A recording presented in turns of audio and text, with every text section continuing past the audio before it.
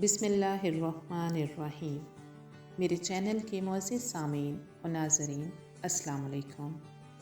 اس دعا کے ساتھ ویڈیو کا آغاز کرتی ہوں کہ اللہ تعالیٰ آپ کا ایمان سلامت رکھے۔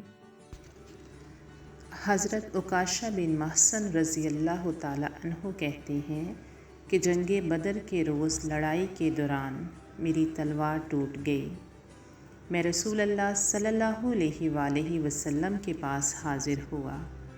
آپ صلی اللہ علیہ وآلہ وسلم نے مجھے ایک عود کی لکڑی دی اور فرمایا کہ جاؤ اس سے لڑو۔